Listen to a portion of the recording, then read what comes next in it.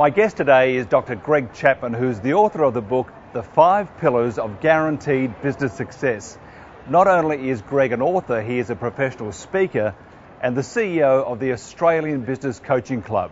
Greg's also the editor of the Australian Small Business blog and the publisher of the Small Business Achiever Business Owner Brief. He is the leading advisor on small business throughout Victoria and Australia. First of all, Greg, great to see you. Good morning, Mike. So what are the steps in the evolution of a business? Businesses begin in a startup or infancy phase. At this stage, their survival is probably uppermost in their owner's mind. And the biggest focus of that stage is where they're going to find their customers. At this stage, they're not too fussy about who their customers are. In fact, anyone could be their customer. Anyone with money? In fact, even if they don't have money, they could be their customer. They're not that fussy. The biggest issue at this stage is to looking for low cost, simple to implement marketing strategies which will find them more business. The next stage is adolescence, and this is a very exciting time for business owners because both growth could be exponential. However, it is volatile, so it'd be great one month and maybe not much the next. The business owners aren't in control at this stage. They don't know for sure where that next customer is going to come from. So what they're looking for is a marketing system which will give them predictable and regular flow of business. The next stage in a business's life is growing pains. At this point, businesses can be a victim of their own success. They've got lots of customers, but their owners are very busy, potentially working long hours, and the demands on growth are showing. They get to the point where it's difficult for them to handle more customers. They're working all hours of the night and day, and the cracks are starting to show, and as well as the stresses and strains in the business. And what business owners are seeking there are business systems which allow them to leverage their time and give them more time to work on their business. The next phase is a business maturity. At this point, growth has slowed right down, and business owners tend to be in their comfort zone. They're doing okay. In fact, growth may continue for a little while just from the sheer momentum of the initial phases, but it has plateaued. And there's a temptation from business owners to take their foot off the accelerator. But the trouble is in business, the only time you're coasting is when you're going downhill. So business owners have to reinvent and reinvest in their business time after time just to even stay at plateau. So what looks like a plateau may well be the start of a long decline. And after that is decay, and that's not a place we really want to go to or even want to talk about. But for most owners who survive that initial phase in the business cycle, the biggest issue for them is not whether they're going to survive, but how they can stop from being small. Okay, then why do businesses remain small? There are 5 key reasons I've identified for businesses that remain small. The first is a lack of a vision. Without a vision, you can't have strategy which provides you the focus to decide which opportunities you take and which ones you best leave alone. So business owners at this stage without a good, clear vision spend a lot of time playing with opportunities out there, and there are hundreds there, and wasting time and money on things that won't help their business. The next step is being passionate about their business. If they don't have the right vision, they're not going to be passionate about their business.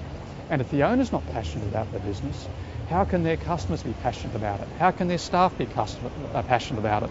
And how can suppliers be passionate about it?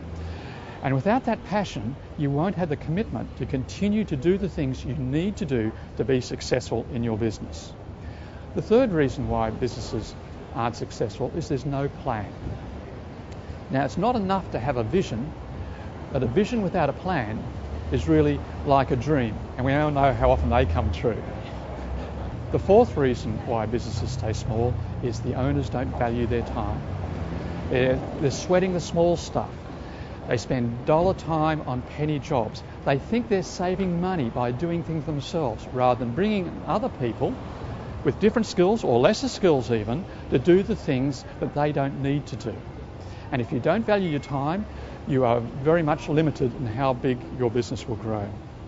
And the final thing that business owners don't do is get the knowledge, the business know-how to be successful. Now you might think this is obvious, but business owners don't do it if they don't value their time. Consider this. what would be the value to you if you were able to take your 5-year goals and achieve them in 2 years? What would be the value for that for you? When you value your time, you will invest in education. It could be low cost in a book, or it could be low cost course, or you might want to go faster and hire a coach. All are opportunities. And each of these opportunities, whichever suits you, becomes a shortcut to your success. What are the 5 pillars of business success? Well, the first pillar is planning, and we've discussed that already. The second pillar is marketing, and this is about things like who are your best buyers and why they should buy from you. The third pillar is business systems, and business systems ultimately will give you a business that will run without you. The fifth pillar is motivation. That is working with your team to align their personal goals with your business goals. And the fifth pillar is you. It's having the discipline of doing all the things we've talked about and doing it time and time again to achieve the results that you require. When you get the book, you just don't get the book, do you? You get a lot more. With the book comes free business tools, such as a business planning template and also a number of marketing tools. And these tools are valued at $100, but they come free with the book. Okay, I have a couple of reviews of your book. I'd like to read them out if you don't mind. One is from Tony Stephen, the CEO of Cosboa. That's a peak small business organisation in the country. And he says, the 5 pillars of business success, planning, marketing, systems, motivation and discipline are expertly covered in this book. Learn what successful business owners already know when you follow Dr. Greg Chapman's advice. Now, this book is the prescription that takes away the pain of growing your business. Yes, Tony so liked the book he even offered to write the foreword for the book. Fantastic.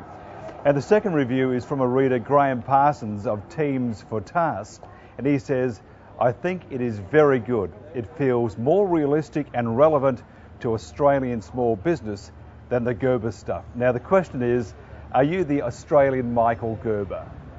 Well, certainly I'm very much a big believer in the things that Michael Gerber talks about. But I think my approach, I try to be pragmatic and practical. And what the 5 pillars of guaranteed business success is about is a step-by-step plan of how you can achieve the results you want in businesses. All very concise and spelled out a step at a time. How can people find out more about Dr. Greg Chapman and the 5 pillars of guaranteed business success? Well, they can find out about me at www.gregchapman.biz, and they can find out about the book at www.5pillarsbusinesssuccess.com. Dr. Greg Chapman, great to see you. Thank you, Mike.